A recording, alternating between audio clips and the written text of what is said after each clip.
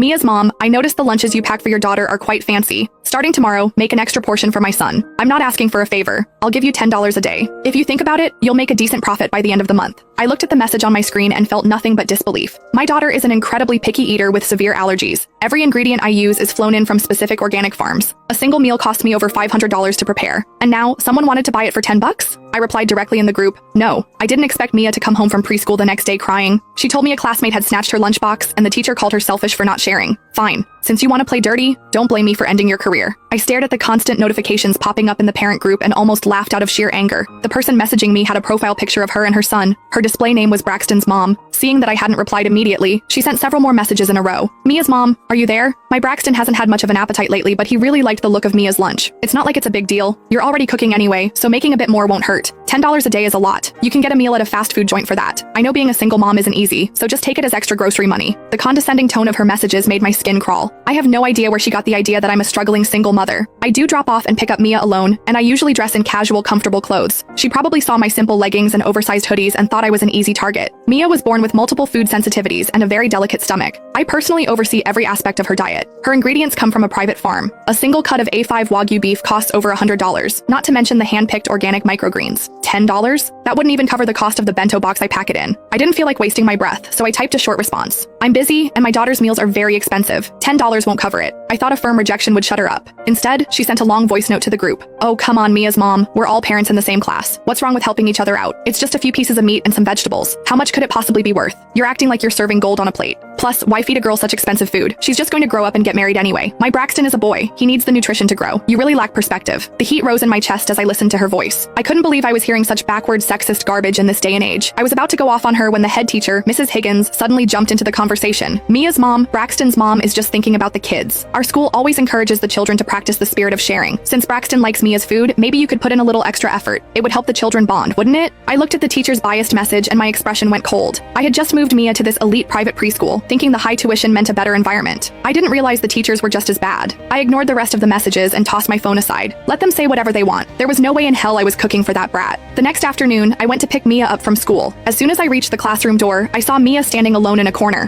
Her eyes were red and puffy. She had clearly been crying for a long time. My heart shattered. I ran over and pulled her into my arms. Mia, baby, what happened? Who hurt you? The moment she saw me, she burst into fresh sobs, clutching my shirt with her tiny hands. Mommy, I'm hungry. Braxton took my lunch. My head started spinning with rage. I pack exactly enough food for Mia every day. If she didn't eat her lunch, she had been starving for hours. More importantly, with her condition, skipping meals could trigger low blood sugar or stomach cramps. I suppressed my fury and turned to find Mrs. Higgins. She was laughing and chatting with a group of other moms. When she saw me, her smile instantly vanished. Mia's mom, good, you're here. I actually wanted to have a word with you. Mia was very difficult during lunch today. Braxton just wanted to try a bit of her food, but she refused to give him any and made him cry. I've already had a talk with Mia about it. You should teach her at home that being selfish isn't a good trait. I couldn't believe my ears. My daughter's food was stolen, and she was the one being blamed? Mrs. Higgins, the lunch I pack belongs to my daughter. Why should she have to give it to anyone? Is this how you teach your students? My voice was loud enough that the other parents started looking over. Mrs. Higgins looked embarrassed, and her tone turned sharp. How can you speak to me like that? It's normal for kids to share food. Besides, Braxton's mom reached out to you yesterday. Even if you didn't want to make more, what's the harm in Braxton having a few bites today? You really don't have any sense of community, do you? I was shaking with anger as I pointed at her. Don't you dare talk to me about community. My daughter has specialized allergy-safe meals. You let a boy steal her food and then call her selfish? I'm telling you now, this isn't over. I picked Mia up and walked out without looking back. Back home, I made her a fresh meal. Watching her eat like she hadn't seen food in days made tears prick my eyes. I opened the group chat and tagged both Braxton's mom and the teacher. I want a full explanation for what happened at lunch today. Since when is stealing okay? I'll be at the school tomorrow morning. If my daughter doesn't get an apology, I'm taking this further. Braxton's mom replied almost instantly. Oh, look who's playing the victim now. My Braxton eating your daughter's food is a compliment. Don't be so ungrateful. See you tomorrow then. You think I'm scared of you? The parent group was buzzing that night. After her arrogant reply, Brenda, Braxton's mom, started attacking my character in front of everyone. Everyone, look at this woman. She probably couldn't keep a husband because of her nasty attitude. No wonder she's a struggling single mom. My Braxton was just being nice. He felt sorry for her daughter and wanted to be friends. That's why he tried her food. And she has the nerve to scream in the group. Kids from broken homes like that are always unstable. We should probably keep our children away from Mia so they don't get influenced. A few parents who usually sucked up to Brenda immediately joined in. Exactly. She acts so high and mighty, like her food is made of gold. old. Single-parent kids are always so selfish. Mrs. Higgins was right to call her out. Brenda, don't waste your breath. Your husband is a high-level exec at a huge firm. There's no point arguing with someone from the bottom of the ladder. I watched the screen, disgusted by their comments. My fingers flew across the keyboard. Bottom of the ladder? Executive husband? Is that why you think you can just take whatever you want? Since you think theft is justified, let's settle this face-to-face tomorrow. We'll see who really doesn't belong at this school. I logged out of the app immediately. My blood was boiling, but I forced myself to stay calm. Brenda acted like she owned the place just because her husband had a title. Even the teachers were kissing her ass. She really thought her little background made her untouchable. I stepped onto the balcony and called my assistant. Get me the surveillance access for the preschool tomorrow. Also, find out everything about Robert Vance, the husband of a woman named Brenda. I want everything, every detail. Let's see what cards they're really holding. I took a deep breath. I had always kept a low profile to give Mia a normal childhood. I even sent my driver to the orientation meetings. It turns out my restraint was taken as a sign of weakness. If they wanted to step on me, I'd make sure they felt the ground vanish beneath them. The next morning, I arrived at the school with Mia. I didn't go to the classroom. I went straight to the principal's office. I wanted the footage pulled so I could see exactly what happened the day before. On the way there, Mia tugged at my hand. Mommy, I left my sketchbook in the classroom. Can I go get it? I nodded and let her go while I waited in the hallway. Less than 2 minutes later, a piercing scream came from the classroom. It was Mia. My heart stopped. I sprinted toward the room. When I reached the door, the scene I saw made me see red. Mia was on the floor, her face pale and covered in tears. Braxton, that chubby little bully, was ripping her sketchbook to shreds, mocking her as he did it. But that wasn't the worst part. Brenda was standing over my daughter, holding a piece of cheap dry bread. She was trying to shove it into Mia's mouth.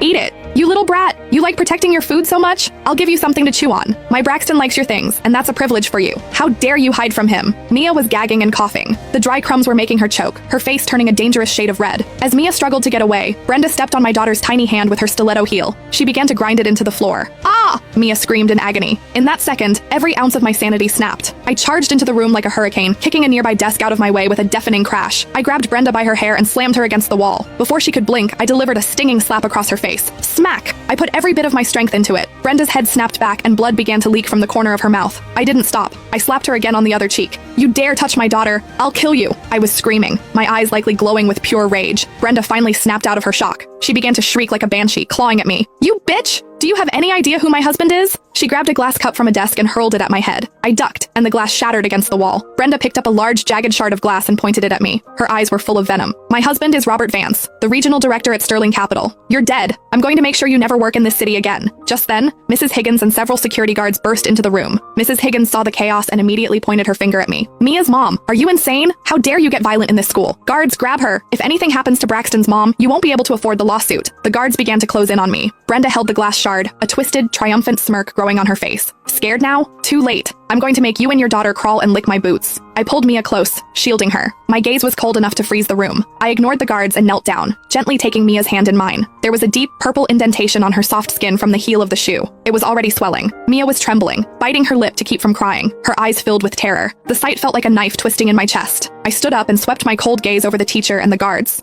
Try to touch me. See what happens. My voice wasn't loud, but the sheer authority in it made the guards hesitate. I pulled out my phone and dialed the emergency line. I'm at Silverwood Private Preschool. A child has been assaulted, and I'm being threatened with a weapon. I hung up and looked at Brenda, who was still waving the glass shard around. Who did you say your husband was again? Robert Vance at Sterling Capital? Brenda thought I was finally showing fear. She raised her chin arrogantly. What? Finally realized how much trouble you're in? My husband has connections you couldn't even dream of, you peasant. Get on your knees and apologize right now, and maybe I'll let you live. Mrs. Higgins chimed in with a sneer. Mia's mom, I told you to know your place. You can't afford to offend someone like her. Now that you've made such a scene, Mia is expelled, and good luck finding a job anywhere else. I looked at these two pathetic excuses for human beings and laughed. I didn't argue. I just called my assistant again. Gather everything on Sterling Capital. Tell the legal department to prepare a criminal lawsuit. Also, tell the head of Sterling Capital he has 10 minutes to get his ass down to this preschool. Someone suddenly tagged me in the school parent group.